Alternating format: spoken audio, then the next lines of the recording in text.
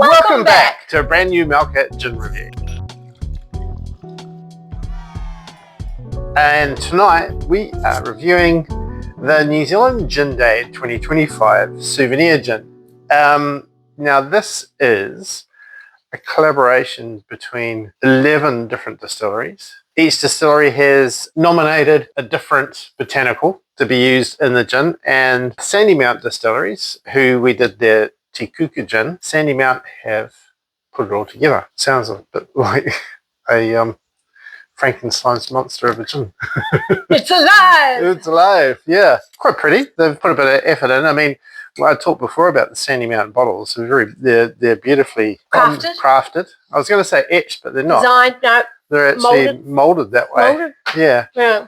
And then they've got the sort of the wax works on top. Let's have a go. What do we know about it?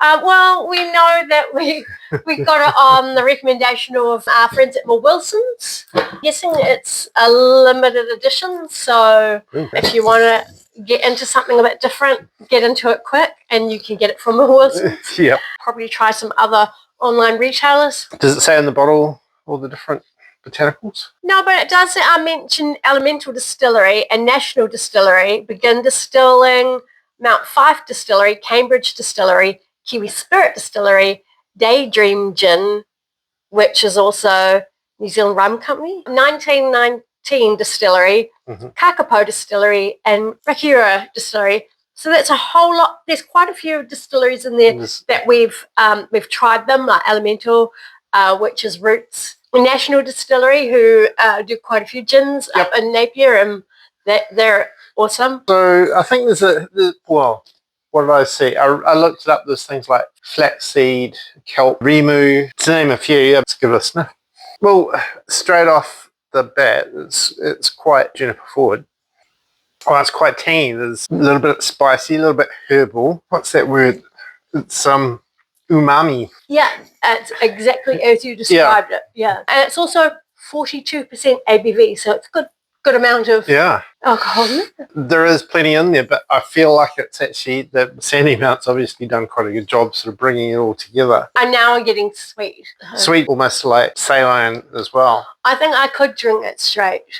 That's quite tasty, and in a really good, tasty way. There's a slight hint of aniseed in there as well, but just ever so slight.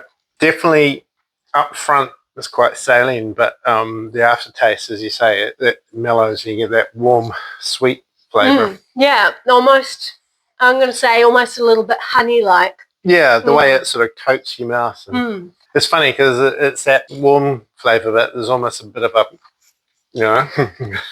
it's quite complex. It is. I think because everyone tastes are different, right? So I think everyone's going to get something a little bit different out of that. There's with the tonic in it, probably a slight flaxy scent to it. Still definitely a gin. Still juniper up front, but yeah, it's tangy, tangy and herbal, slightly spicy. It's only slightly. It's not peppery. I'm trying to decide whether I prefer it as a gin or tonic or straight. We normally wouldn't recommend something that has a lot of flavour as a cocktail mixer, but that could make a very interesting martini. Especially a dirty martini. Now, I've just remembered one of the things that is in it is rosemary. And I have heard someone else comment about rosemary gins. We'll give a shout out to Jesse at Still Spirit. Still It, Chasing the Craft. Love your work. He thinks when he tastes the rosemary gin, it tastes soapy, but there's definitely none of that in there. I am getting a coating on the roof of my mouth a bit, but it'd be an interesting martini. Definitely, I feel like it would need the brine from the olives just to give it that zing and really, if you like a dirty martini. Oh, and we know Jesse does. It's very dirty. Yeah.